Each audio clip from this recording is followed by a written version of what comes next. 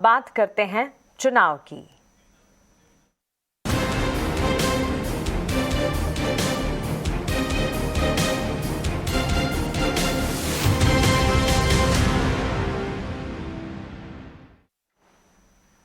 पांच राज्यों में चुनाव के महादंगल का आज पहला चरण है।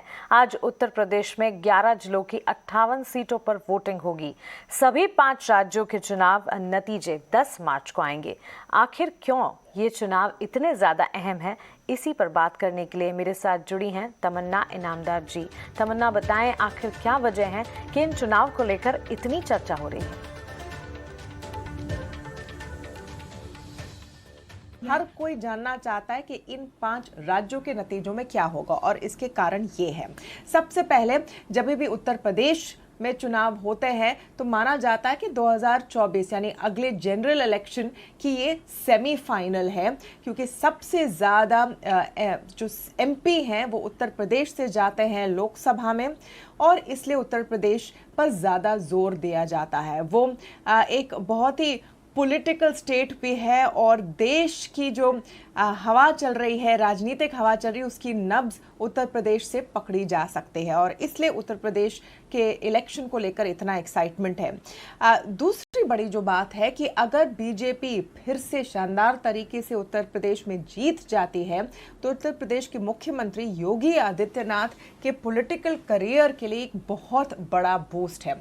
याद कीजिए कि योगी आदित्यनाथ को पिछले बार के चुनाव में 2017 में सीएम फेस नहीं बताया गया था, बाद में उनको चीफ मिनिस्टर बनाया गया है। अब उनके नेतृत्व में पार्टी फिर से चुनाव लड़ने जा रही है और अगर ये भारी बहुमत से फिर से जीत जाते हैं तो ये योगी जी के पॉलिटिकल करियर के लिए एक बहुत बड़ा बूस्ट होगा। कई लोग इनको फिर एक प्रधानमंत्री के कैंडिडेट के रूप में भी देखना शुरू कर देंगे। दूसरी तरफ अगर बीजेपी हारती है उत्तर प्रदेश में या फिर बहुत मुश्किल से जीतती है तो इसका प्रभाव भी 2024 तक की पॉलिटिक्स पर पड़ सकता है। फिर सवालिया निशान लगेंगे कि क्या बीजेपी की उतनी ही जोर की पकड़ है भारत की राजनीति पर। दूसरी तरफ कांग्रेस के लिए ये बहुत क्रूशियल इलेक्शन है। उत्तराखंड, मणिपुर में वो आमने सामने है बीजेपी के, लेकिन पंजाब में सबसे बड़ा सवाल है। पंजाब बहुत ही सक्सेसफुल स्टोरी रही कांग्रेस के लिए। 2017 में कैप्टन अमरिंदर के अंडर उन्होंने पूरी इलेक्शन लड़ी थी और जीती थी और वो चीफ मिनिस्टर भी बने थे। तो ये एक इम्पॉर्टेंट स्टेट है जिनको पकड़ के रखना कांग्रेस के लिए बहुत ज़रूरी है। और ऐसे टाइम पर जब इतने फूट है उस पार्टी में, अमरिंदर सिंह निकल चुके हैं और वो अलग से चुनाव लड़ेंगे और बीजेपी का वो साथ देंगे।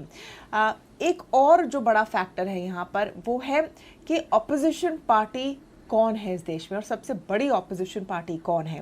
इस स्पेस को भरने के लिए और भी लोग आगे आ रहे हैं। उनमें आम आदमी पार्टी के अरविंद केजरीवाल है, टीएमसी की ममता बनर्जी है। दोनों बहुत ही सक्सेसफुल चीफ मिनिस्टर्स हैं और दोनों इस चुनाव में भी हिस्सा ले रहे हैं अलग अलग राज्यों में।